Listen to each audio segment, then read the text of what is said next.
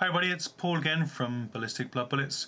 It's day 30 of the 30 Day of Horror Challenge. We've come to the end of a fantastic challenge set to us by Tattooed Doorman. And first and foremost, a huge debt of thanks to him for allowing us to undertake this challenge. It's been absolutely fantastic. Brought us together in the community.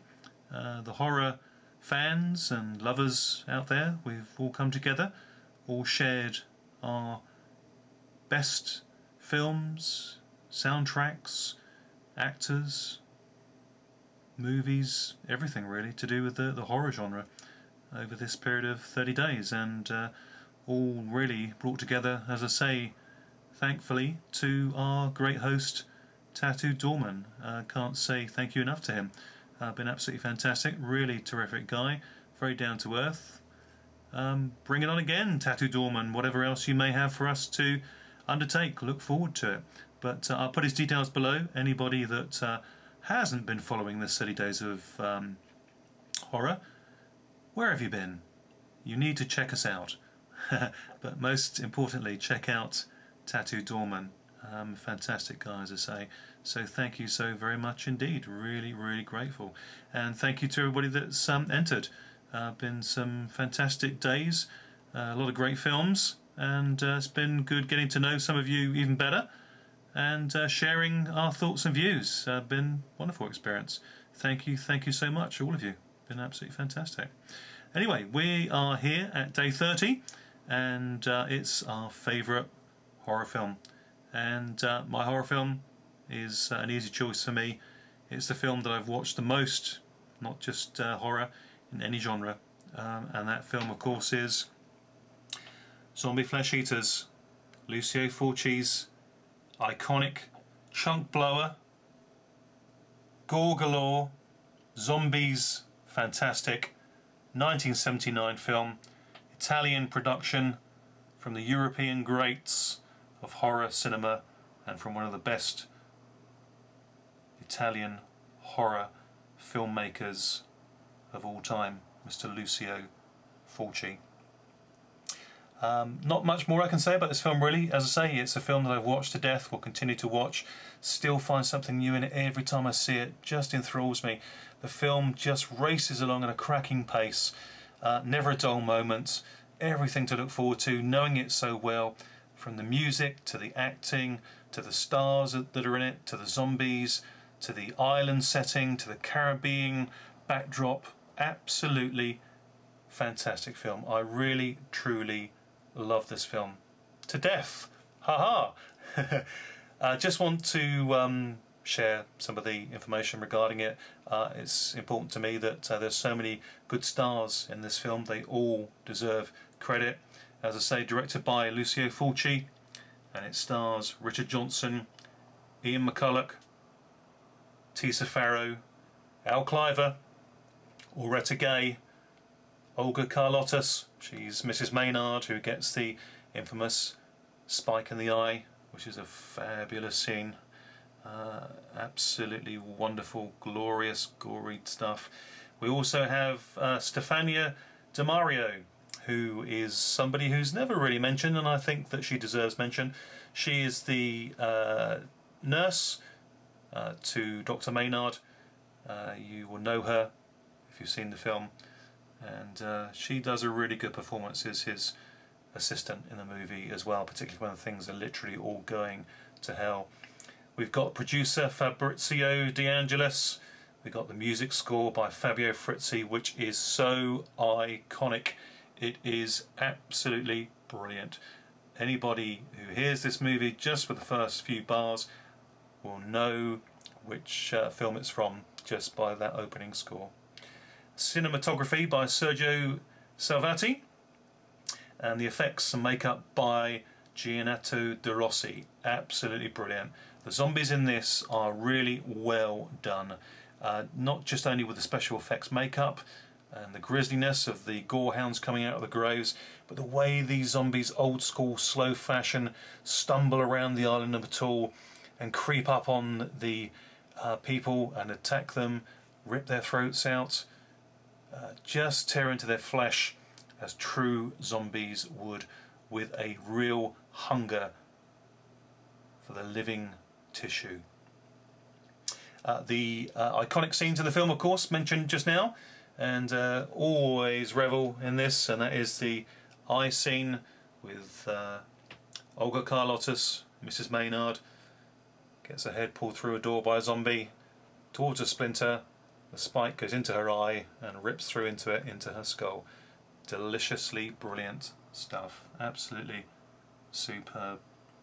We've got the also infamous zombie versus shark. Don't think that's been done before. May well not be done again. It can't beat a bit of zombie versus shark underneath the floor of the ocean bed. Wonderful stuff indeed. And an arm is ripped off by the shark. Don't know who would be more surprised, the zombie or the shark, but great scene. And it all comes together with the culmination of the fantastic closing scene set in the dilapidated makeshift hospital on the island of Matul. The Caribbean backdrop is wonderful. The island of Matul itself is just brilliant. Just has that real feel of death and stench and nausea permeating out of the screen. Absolutely brilliant. It's so vile that you can almost smell it and taste it. It almost has a real tangibility that stretches out of the screen, reaches out of the screen at you. Wonderful, wonderful stuff. Absolutely brilliant. So there we are. That is my day 30 favourite horror film, Zombie Flesh Eaters. And that, sadly, brings us to the end of the 30 Day of Horror challenge. Been absolutely fantastic. Been a delight to be on the journey. So once again, thank you so very much to everybody that's participated. But the biggest thanks of all, without question, to our friend Tattoo Dorman. Thanks very much, Tattoo Dorman. Really, really grateful to you for this. Really fantastic. So, to just borrow from a phrase of Richard Johnson as Dr. Maynard from the film, or to add poetic license to it, shall I say, I will close by saying not only thank you very much, everybody take care, thanks for watching, really good to be on board with this, as I say, but to close with Richard Johnson as Dr. Maynard, I will say the 30 days of horror can end now. Tell the crew. Thanks very much, guys. Take care. Bye for now.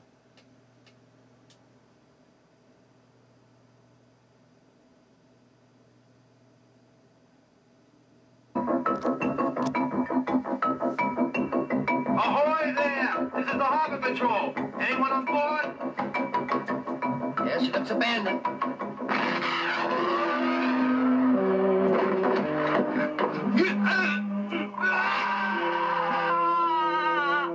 Something big. That's just what we'd like to know. One more step and I'm gonna blast you. Now freeze where you are!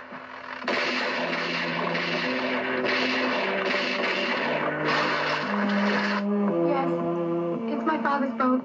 And how long since you last spoke to him? Well, we have to go to Matul. We're trying to locate Anne's father. That's not a cool place to hit. Raiders claim it's cursed. They report it like the plague. What exactly did my father die of, Dr. Maynard? And the boat's crew, what happened to them? What's about the dad coming back to life again and having to be killed a second time? These islands, fantastic legends, voodooism, zombies, been rife for centuries. Voodoo's just superstitious bullshit. Now, whatever it is, it makes the dead stand up and walk. I've seen it with my own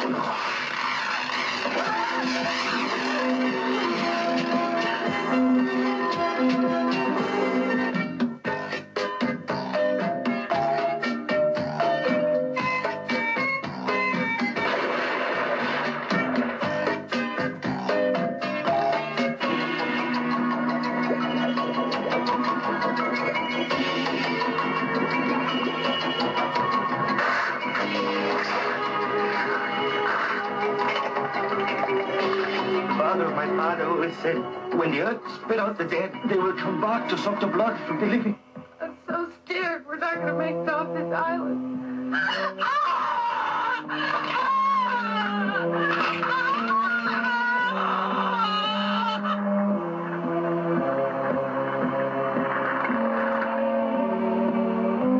They're coming back to life. They're everywhere.